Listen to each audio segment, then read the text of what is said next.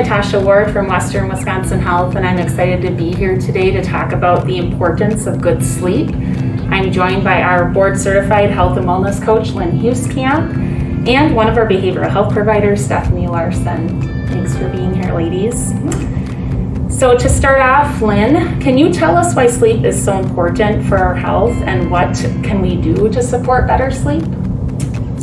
Well, how much time do we have? Sleep is just so important.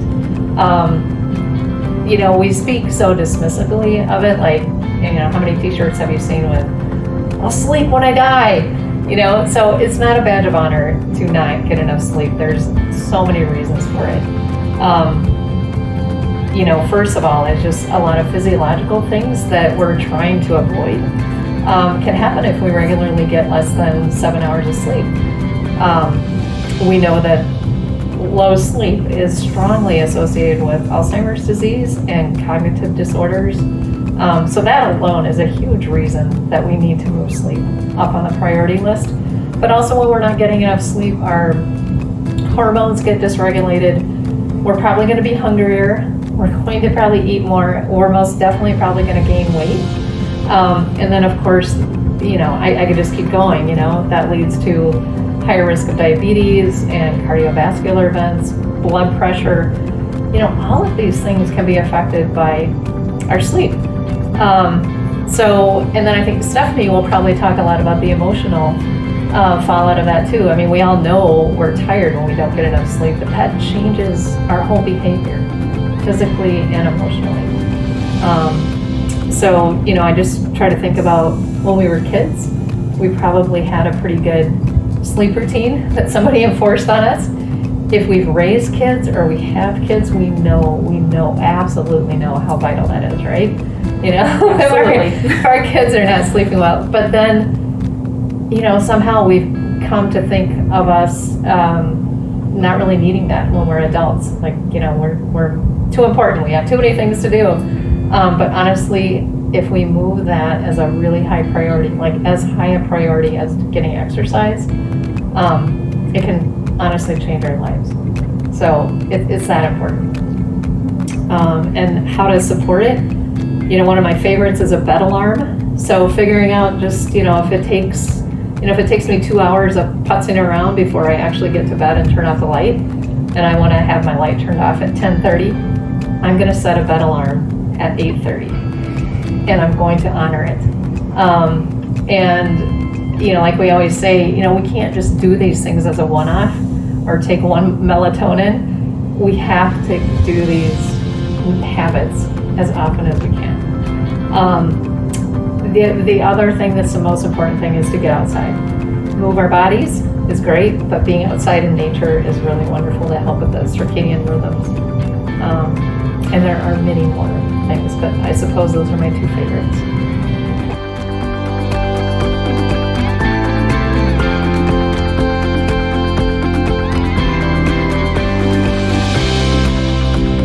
You mentioned that psychotherapy might be helpful with poor sleep. So Stephanie, can you tell us what are some indicators that psychotherapy for sleep disorders would be appropriate? Okay.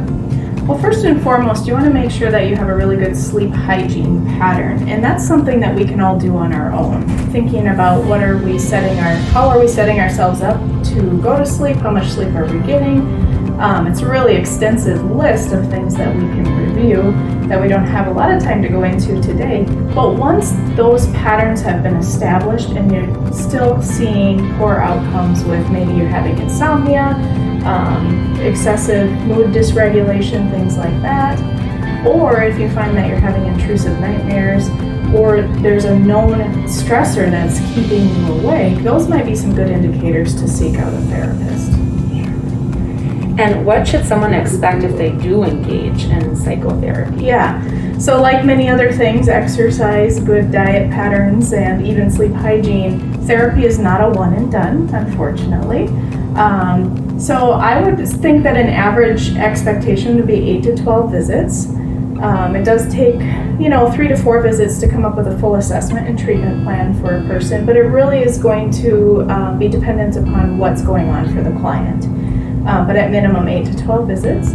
And some of the common therapies used for challenging sleep disorders are cognitive behavioral therapy. Most providers are aware of how to use that intervention. There's a lot of sleep and mood tracking that we can do, and that really kind of helps us investigate what are those patterns in our life that might be impacting our sleep hygiene. Again, those can be done on your own, but they can be done with the help of a therapist too. And behavioral modifications, just simple things to take out of your patterns that aren't promoting good sleep and things to insert that would help support good sleep. Beyond that, for a little bit more of the more severe and persistent sleep disorders, there are therapists who are trained in special modalities such as CBTI, which is cognitive behavioral therapy for insomnia. EMDR is another good treatment for some more of the intrusive flashback type nightmares that might be associated with trauma. That doesn't mean to say that if you have poor sleep, you have trauma. They're not conclusive of each other. And bright light therapy, hypnotherapy, imagery and rehearsal therapy, there's kind of a list, but those usually are specific trainings with certified providers. Another thing I didn't say earlier is that before seeking psychotherapy, it would be very good to seek out medical rule out for things such as sleep apnea, side effects of medications, any other comorbidities or medical conditions that might be influencing your sleep. Thanks for all this great information about sleep.